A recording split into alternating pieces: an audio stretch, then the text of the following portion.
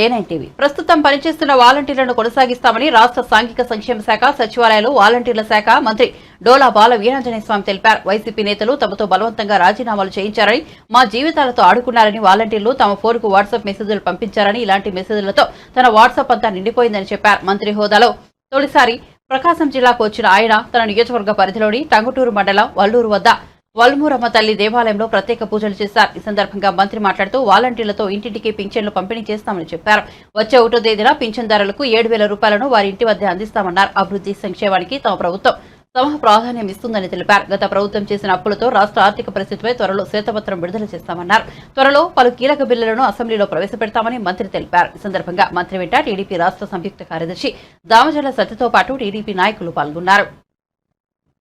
ఆంధ్రప్రదేశ్ రాష్ట్ర ప్రజలు ఒక రాక్షస పాలన నుంచి ఈ రాష్ట్రానికి విముక్తి కలిగించారు. అందులో భాగంగా ఈరోజు మన ప్రీతమ నాయకులు నారా చంద్రబాబు నాయుడు గారు ఈ రాష్ట్రానికి ముఖ్యమంత్రి కావటం, చాలా సంస్కరణలు ప్రకటించడం జరిగింది.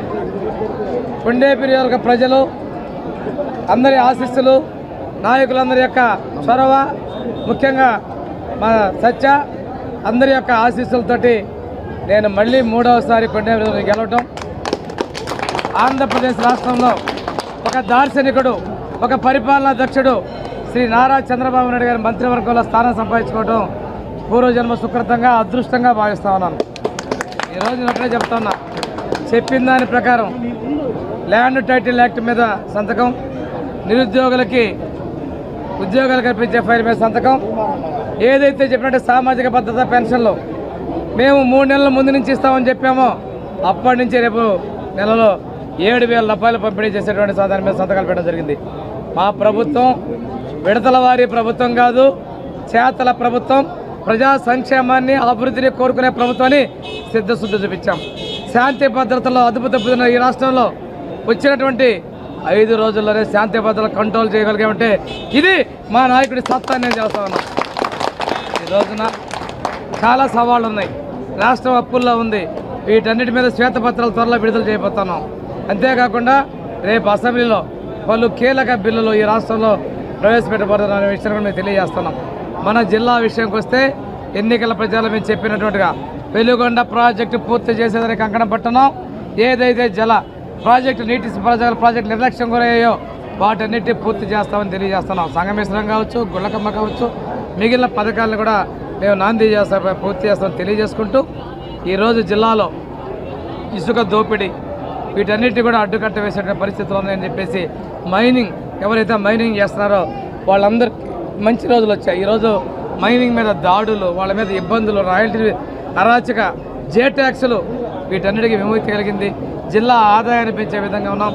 అదేవిధంగా ఏదైతే స్కూళ్ళల్లో, పాఠశాలల్లో వాళ్ళు చేసినటువంటి విలీనాన్ని మేము తిరిగి రద్దు చేసి ఎస్సీ ఎస్టీ కాలనీలో పాఠశాలలు తెరిపిస్తాం తెలియజేసుకుంటూ మీకు మాట, సింగరాయకొండలోని సోమరాజపల్లి ఎస్టీ కాలనీలో మూత వేసిన పాఠశాలలో నిన్ననే తెరిపించారని చెప్పేసి ఎన్నికల ప్రచారంలో చెప్పారు.